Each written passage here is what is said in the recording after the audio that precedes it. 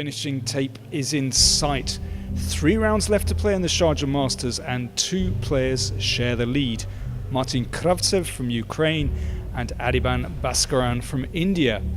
They've already played, so the top pairings in round 7 are Adiban against Wang Hao and Sandro Mareco from Argentina against Martin Kravtsev.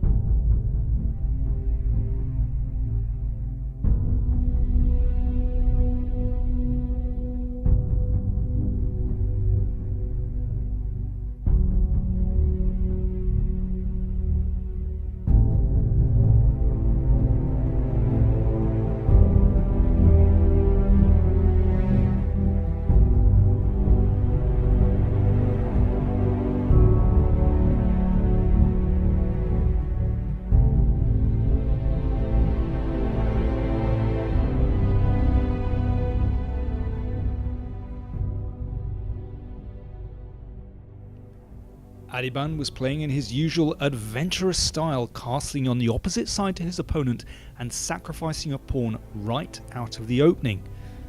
But Wang Hao revealed later that he'd prepared this exact line with one of his students, and he snapped off the pawn with confidence. Although the position was still messy, the Chinese player handled the complications with assurance, and after Adiban blundered a second pawn, it was game over for the Indian.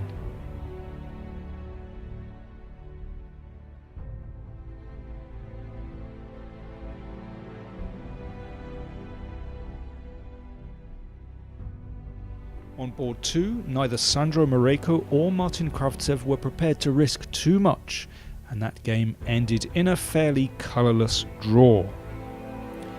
That gave the players on boards 3 and 4 a chance to catch the leaders. Laurent Fressinet sacrificed an exchange for pressure against SP Sethuraman, but in spite of both players' best efforts, a draw was the outcome.